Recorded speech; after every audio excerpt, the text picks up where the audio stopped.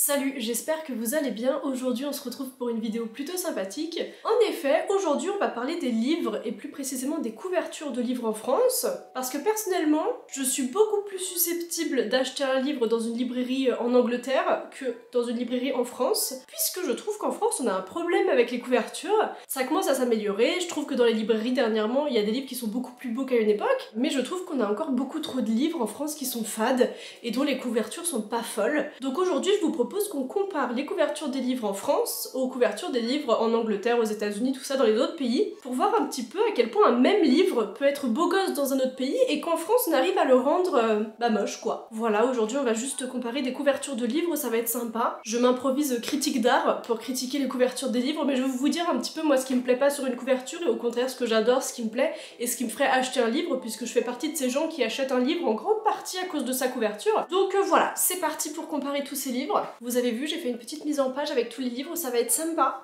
J'ai bien fait ça, je trouve. Donc, c'est parti, on commence par le plus grand crime de l'histoire du livre en France, les 7 maris d'Evelyn Hugo. Je sais pas ce que la maison d'édition avait contre Taylor Jenkins Reid, mais apparemment, elle leur avait fait un truc parce que c'est quoi cette couverture pour les 7 maris d'Evelyn Hugo en France? À gauche, vous avez la couverture anglaise, américaine, et à droite, la couverture française. Maintenant, cette couverture a changé, et je trouve ça bien puisqu'on a la même couverture que les autres pays. Je trouve que cette couverture est pas folle, mais je préfère encore la couverture de gauche que la couverture de droite, parce que la couverture française, déjà, alors, le plus gros problème de cette couverture, c'est quand même que Evelyn Hugo, dessus, elle est blanche. Voilà, je pense que la maison d'édition qui a publié ce livre n'avait pas lu le livre, du coup, puisqu'à aucun moment, Evelyn Hugo, elle est blanche, hein. Donc voilà, déjà, moi, il y a ce petit détail qui me saoule, parce qu'à chaque fois, les gens, ils voient Evelyn Hugo comme une personne blanche, alors que pas du tout. Ensuite, l'écriture, les 7 maris d'Evelyn Hugo, ça va. L'écriture de Taylor Jenkins Reid aussi, ça va. C'est une photo que j'aime pas du tout. La seule chose qui va à peu près sur cette couverture, à part l'écriture, c'est que Evelyn Hugo a les cheveux blonds, donc là c'est bien, c'est en rapport avec le livre. Mais après moi déjà que j'aime pas avoir des photos en couverture de livre, alors là si c'est pour prendre en plus une photo comme ça, c'était pas la peine. Sur ce coup-là je suis pas fan non plus de la couverture anglaise et américaine,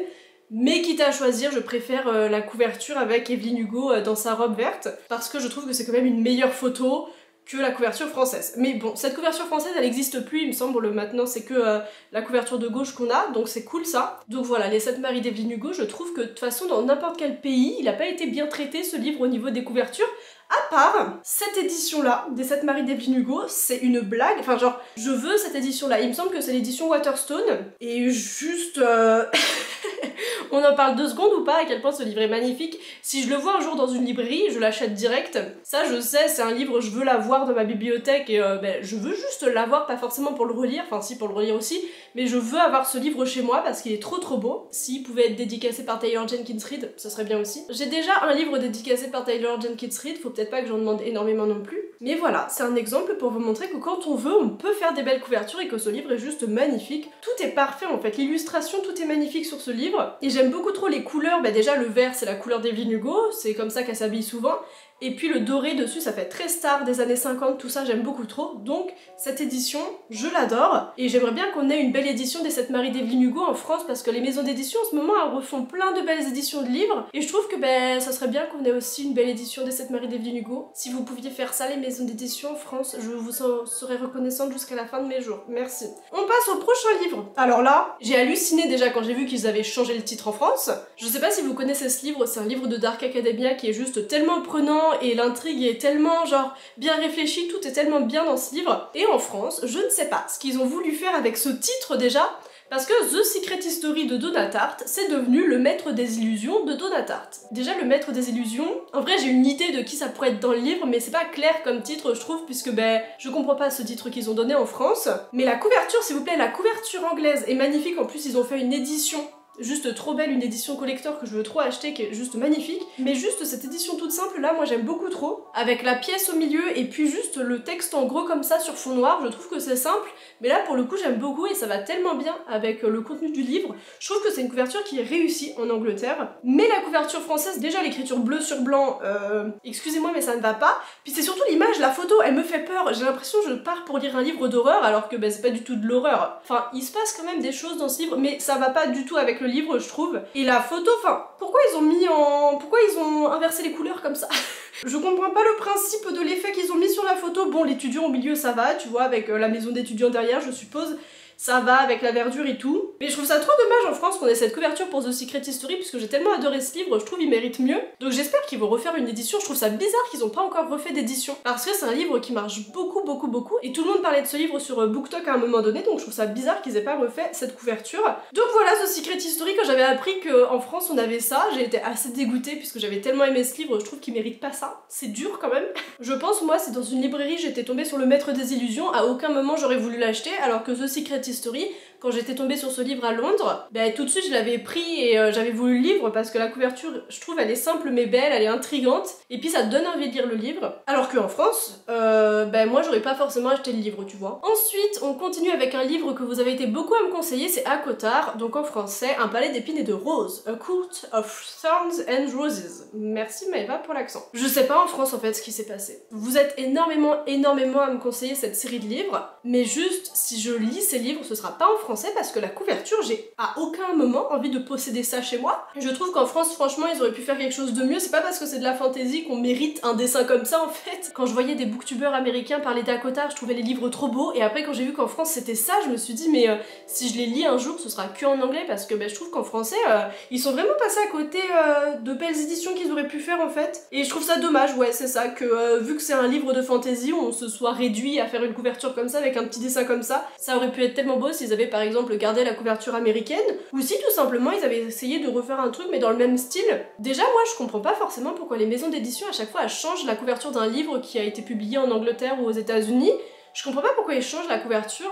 S'il y a une raison, dites-le moi, puisque ça m'intéresse de savoir pourquoi à chaque fois la couverture est changée en France, alors que la couverture de base est très jolie, je trouve. Donc voilà, ça m'intéresse de savoir s'il y a vraiment une raison derrière, ou si c'est que les maisons d'édition en France considèrent que le livre il serait pas acheté en France s'il restait comme ça ou quoi. Bref, expliquez-moi tout ça, ça m'intéresse. Donc voilà, moi là, ce livre, je sais que je l'achèterais que si j'étais dans une librairie en Angleterre, genre par exemple j'irais à Londres cette année, si je vois ce livre-là dans une librairie, je dis pas que je l'achèterais pas, alors qu'un palais d'épines et de roses dans la couverture française, je sais que je l'achèterais pas, tu vois. Donc voilà, je trouve ça dommage parce que moi qui aime vraiment des beaux livres, ben en France on n'a pas une belle édition quoi. On continue avec Normal People de Sally Rooney. La couverture française, je comprends ce qu'ils ont voulu faire avec, c'est la couverture de droite, à chaque fois la couverture française je l'ai mis à droite. La couverture française, je comprends le style qu'ils ont voulu lui donner, j'ai l'impression que c'est une image de la série qui sont repassés dessus, je comprends le style qu'ils ont voulu donner mais juste pour moi ça marche pas. J'aime pas trop le style de dessin comme ça, on dirait juste que ça a été décalqué sur la série et j'aime pas du tout en fait. Mais je comprends ce qu'ils ont voulu faire, ça partait d'un bon sentiment je pense,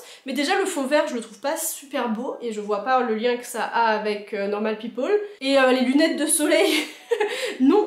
Je crois la couverture française, elle a changé depuis que ce livre est sorti, il me semble, mais je préfère tellement la couverture anglaise. Après, me demandez pas pourquoi ils sont dans une boîte de sardines. Je cherche pas forcément à savoir pourquoi, mais juste, je trouve la couverture originale, ça intrigue tout de suite et on a envie de savoir de quoi parle ce livre et pourquoi ces deux jeunes gens sont dans une boîte de sardines. J'ai lu le livre, je sais pas pourquoi ils sont dans une boîte de sardines. Mais écoutez, j'ai beaucoup aimé ce livre, je l'avais lu en anglais, et du coup j'avais cette couverture-là quand je l'ai lu aussi, du coup je suis attachée à cette couverture, et juste, je trouve que la couverture anglaise, elle est beaucoup plus intrigante et elle donne beaucoup plus envie de lire le livre, alors que la couverture française, ça fait vraiment trop livre pour ados, alors qu'au final c'est pas forcément un livre pour ados, Normal People. Donc voilà, là encore je préfère la couverture anglaise. Et on continue avec... alors déjà, ce livre j'ai pas compris pourquoi en France ils ont changé le titre, mais qu'ils ont repris un titre en anglais. J'ai pas trop compris le principe, parce que en anglais ça s'appelle Red, White and Royal Blue, super titre, qui va totalement avec l'histoire. Et en français, ils ont décidé déjà de mettre un gros mot à l'intérieur. Je sais même pas si je peux dire ça sur YouTube ou si ma vidéo elle va se faire... je sais pas. Mais c'est My Dear F. Prince. Je sais vraiment pas pourquoi ils ont changé le titre de ce livre en France. Si vous avez une explication, dites-la moi, parce que je trouvais que le titre anglais était trop bien et que ça allait trop bien avec l'histoire. Alors moi, je l'ai pas encore lu ce livre, j'ai vu le film par contre, que j'avais bien aimé. Je pense que je lirai ce livre un jour. Mais ouais, du coup, c'est l'histoire d'amour entre le fils de la présidente des États-Unis et le fils du roi d'Angleterre, enfin le petit-fils du roi, je sais plus, bref, c'est une super histoire d'amour, elle était très mimi, c'était sympa à regarder, j'ai trouvé. Après là, à part le titre, je trouve que les deux couvertures se ressemblent dans le style, et que à la limite, sur ce coup-là, je préfère la couverture française. Parce que c'est le même style, sur les deux couvertures, on a le petit personnage, mais sur la couverture française, je trouve qu'il y a beaucoup plus de petits détails. On a la mer en bas, que je trouve qui est bien dessinée, avec l'Angleterre d'un côté et puis les États-Unis de l'autre. Je trouve que sur ce coup-là, la couverture française est mieux que la couverture anglaise, puisque le petit dessin des bonhommes, je préfère le style de la couverture française que la couverture anglaise. Voilà, donc là c'est dit, c'est juste le titre moi qui me dérange, pourquoi ils l'ont changé. Ensuite, on passe à Circé de Madeline Miller. En vrai, en France, les livres de Madeline Miller, je trouve que les couvertures sont pas mal et que ça reste le même style pour tous ses livres. Et je trouve que c'est une bonne idée et que à chaque fois les dessins sont pas trop mal. Mais là, du coup, quand je vois l'édition anglaise ou américaine, cette édition-là, je trouve qu'elle est quand même un petit peu mieux. Tous les petits détails qu'il y a à l'intérieur avec cette forme au milieu, je trouve que ce livre me donne plus envie que l'édition française qui est à droite. Non, mais en vrai, je trouve l'édition française est très jolie aussi, donc je dirais que là, les deux livres, je les trouve jolis, et si je tombe sur Circé dans une librairie, que ce soit en France ou en Angleterre, j'achèterai le livre, je pense. Et ouais, c'est vrai, en vrai, là, les couvertures sont belles des deux côtés, je trouve. Voilà, c'est rare que ça arrive, mais là, je trouve qu'ils sont beaux tous les deux, ces livres. Et on continue avec un autre livre de Madeline Miller, Le Chant d'Achille. Là, pour l'édition anglaise que j'ai prise, c'est une édition collector qu'ils avaient fait avec la couverture dure, vous voyez. Et je trouve cette couverture trop belle, avec les petites feuilles d'arbre autour et puis cet arc en plein milieu. Je trouve que c'est très joli. Et l'écriture, le chant d'Achille et puis Madeline Miller en bas qui sont pas le centre en fait de la couverture, je trouve que c'est très joli et que ce livre il me donne envie de le lire. La couverture française, en vrai j'aime beaucoup le dessin de la couverture française, même si je trouve que c'est trop simpliste, tu vois, c'est juste quelques petites lignes. La couverture marche, mais au choix, je préfère la couverture anglaise là, sur ce coup-là. Même si la couverture française, je trouve qu'elle est très belle, mais juste c'est trop simpliste pour moi et au choix je préfère la couverture anglaise. Et on continue, en parlant du chant d'Achille, on continue avec l'Iliade de Homère. Alors juste, je suis en train de lire l'Iliade en ce moment, j'ai presque terminé de le lire. Et je suis un peu, pas dégoûtée, mais un petit peu quand même, parce que moi, mon édition, c'est celle que vous voyez, c'est celle-ci.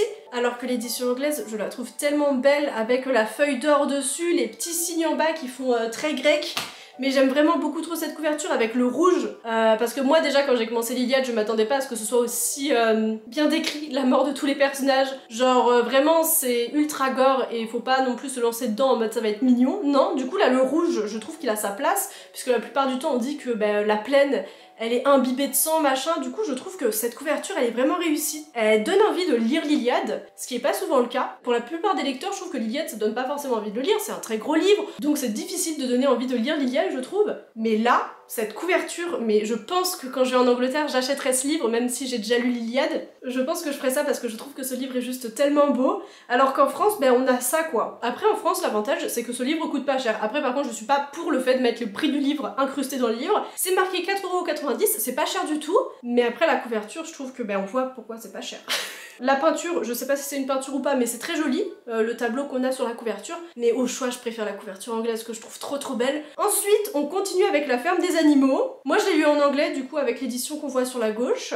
Je sais pas si je l'aurais lu si j'avais vu l'édition en français, parce que regardez-moi ça, déjà qui a fait le choix de prendre le tableau qui a, enfin c'est aussi effrayant que la fin du livre, mais j'ai pas envie d'avoir ce livre dans ma bibliothèque, il fait peur le livre. Alors qu'à gauche, t'as juste le cochon qu'on déteste tous, mais ça va, en plus c'est dans l'ambiance du livre. Le rouge comme ça, j'aime beaucoup trop cette couverture, mais à droite il me fait peur moi le livre, j'ai pas envie d'avoir ça chez moi, j'aurais peur de me faire posséder ou je ne sais quoi. Donc voilà, je suis contente d'avoir la couverture anglaise chez moi, parce que la couverture française me fait peur. Mais bon voilà, moi j'ai peur de la couverture de La Ferme des Animaux, donc on passe au prochain livre. Alors là, Fahrenheit 451, moi j'avais emprunté le livre, l'édition qu'on a à droite, j'avais emprunté ce livre à la bibliothèque pour le lire et je suis contente de pas l'avoir acheté, parce que je trouve que le livre est pas beau en fait en France. Qu'est-ce qu'ils ont essayé de faire? Bon, je vois le principe en fait qu'avec les lettres, et que c'est le papier qui brûle. En vrai, c'est beau avec le monsieur, ça pourrait être beau, mais juste pas là quoi. Ça, je trouve que, non, c'est...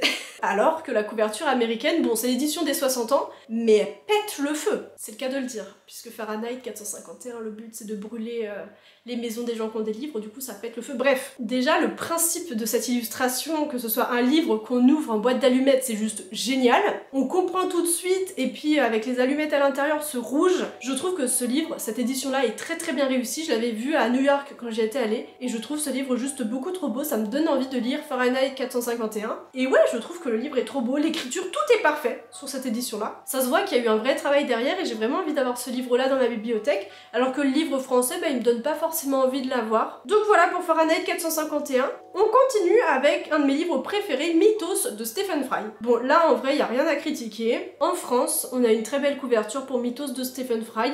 Le seul truc un petit peu qui me dérange, je vais aller vous chercher le livre. Alors, quand j'y pense, je suis vraiment une enfant pour préférer cette édition-là à l'édition française, juste pour ce détail, parce que regardez, en gros sur la couverture au milieu on a la chaussure d'Hermès, et quand on ouvre la chaussure d'Hermès ça fait un trou et derrière on a tous les avis sur ce livre, et je trouve ça trop original comme couverture, j'aime beaucoup trop, du coup tous les livres de Stephen Fry sont comme ça, et j'aime juste beaucoup trop cette couverture, donc j'y suis trop attachée pour pouvoir autant aimer la couverture française, parce que vraiment je trouve que cette couverture est trop belle. Et puis autour on a tous les petits détails avec tous les dieux, et puis derrière les signes un peu grecs comme ça, j'aime beaucoup trop, donc c'est que je suis beaucoup trop attachée à cette couverture pour pouvoir autant apprécier la couverture française, mais je trouve quand même que la couverture française pour ce livre-là, elle est belle aussi. Donc voilà pour ce livre, et on continue avec les classiques en France que je trouve sont pas ultra bien traités, puisque en France les classiques c'est juste des éditions comme ça que je trouve assez fades et qui donnent pas plus que ça envie de lire le livre. C'est à chaque fois la même chose, un petit fond blanc avec une image dessus, tu vois, et moi ça me donne pas forcément envie de lire le livre. Vraiment ça m'attire pas vers les classiques en France. Je les lis juste vraiment parce que j'ai envie de connaître l'histoire, mais c'est pas parce que j'ai envie d'avoir ce livre dans ma bibliothèque quand je lis des classiques et qui sont en édition française. Mais par contre,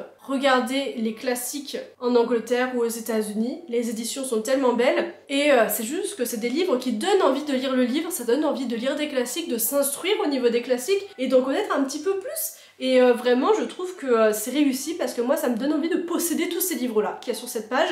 C'est trop beau, et même pour un livre français, ils ont réussi à faire une plus belle couverture que nous, puisque Les Misérables de Victor Hugo, excusez-moi, mais ce livre est trop joli je trouve. Et ouais, je trouve ça dommage en fait qu'en France, les classiques ils aient pas des belles éditions collector comme en Angleterre, puisque ça donne pas envie de lire des classiques et de s'y intéresser, alors que quand je suis dans une librairie à Londres et que je vois les classiques dans l'édition Penguin, mais je veux tous les avoir en fait, et ça me donne envie de lire des classiques. Donc c'est ça, je trouve ça vraiment dommage en France, alors que ça pourrait donner envie à des personnes de lire des classiques, tu vois. 1984 de George Orwell, je trouve trop beau, et c'est surtout The Bell Jar de Sylvia Plath. Cette nouvelle édition qui est sortie il y a pas très longtemps, je la trouve trop belle, avec les rues du New York comme ça. Donc vraiment, moi je préfère les classiques dans les éditions anglaises, je trouve que c'est vraiment trop beau, même l'Odyssée d'Homère.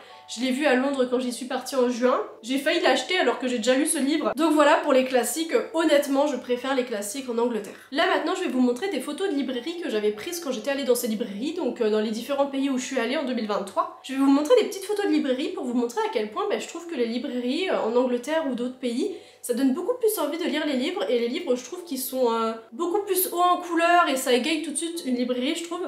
Donc voilà, je vais juste vous montrer des petites photos pour vous montrer des librairies dans d'autres pays. En fait moi j'aime tellement les livres, l'objet livre, que voilà, je voulais vous montrer ces petites photos que je trouvais jolies. Donc là c'est une librairie à Amsterdam et on voit les belles éditions collector sur la droite de tous ces beaux livres que je trouve vraiment trop beaux. Et à l'Est d'Éden de Steinbeck qui est juste trop beau, j'ai hésité à l'acheter mais il était beaucoup trop gros pour rentrer dans ma valise. Voilà, donc je trouve que les librairies ont tout de suite beaucoup plus de couleurs. On continue avec une librairie, c'était Don Books en Angleterre à Londres. Et tout de suite vous avez vu les couvertures comme elles donnent envie de lire les livres juste pour les couvertures. Ensuite on a des librairies à New York cette fois-ci.